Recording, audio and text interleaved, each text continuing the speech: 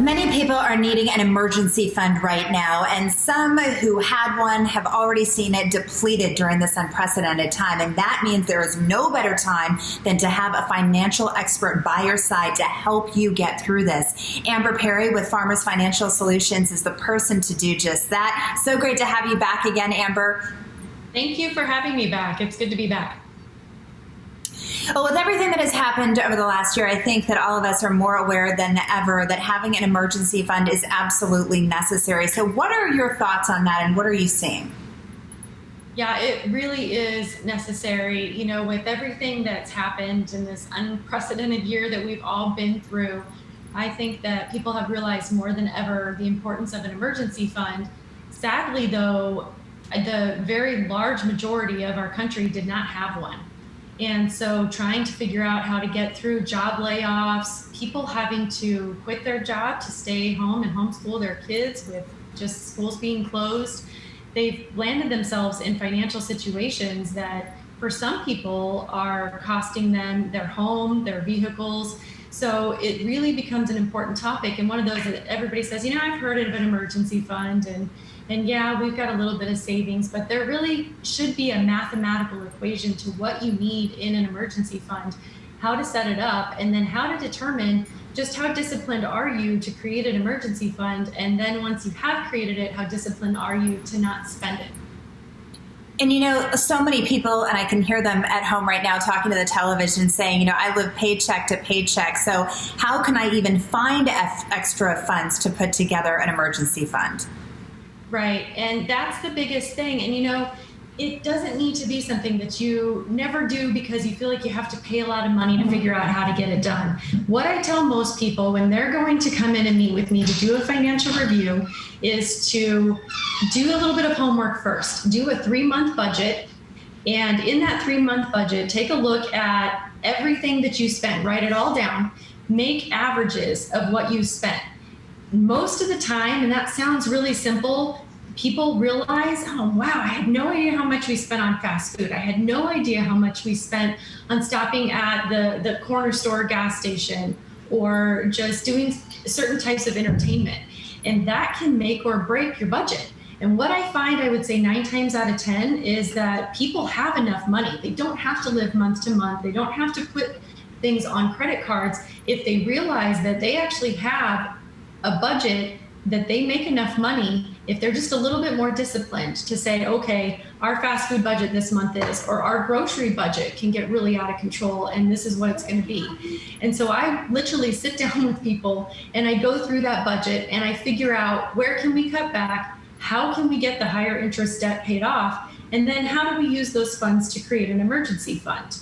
So those are the first steps that I tell people to do, which again, I know seems simple, but most of the time when people come back to me, they realize that they've been way overspending. There's a lot of areas that they can improve on.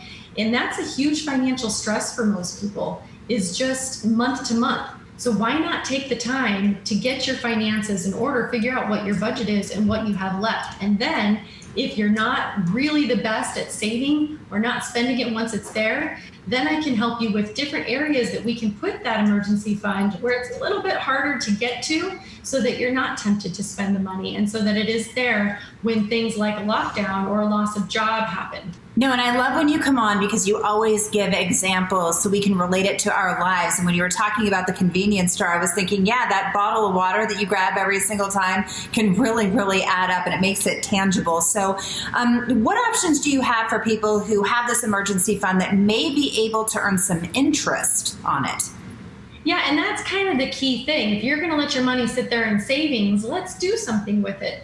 So simple things that you can do where you still can get the money right away if you need it would be even to open up a money market where you have the potential to earn some interest. Also, some things that you can do a little bit more retirement geared, but you also have the ability to get at the funds if necessary, would be to do a Roth IRA.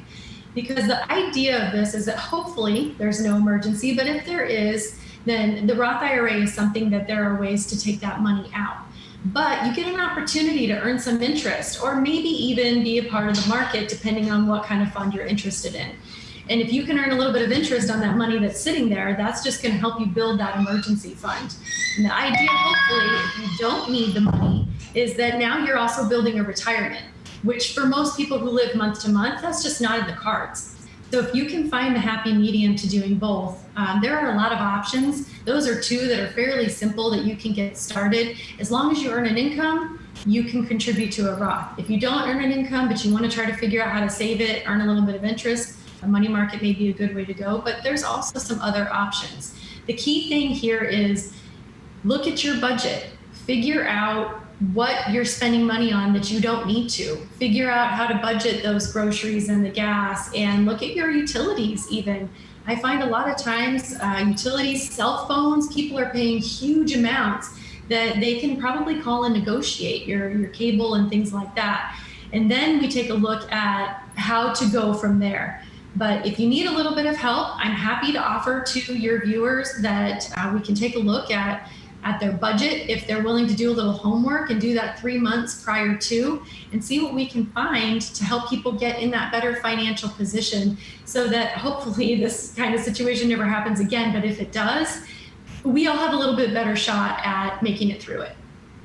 Amber Perry, always breaking it down in a realistic way so we can understand in layman's terms how to make this happen. It's so great to see you again, Amber.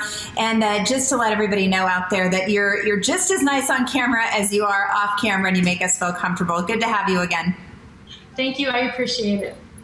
And for a free financial consultation, give Amber Perry a call at 520-296-6532, or you can visit agents.farmers.com/aperry.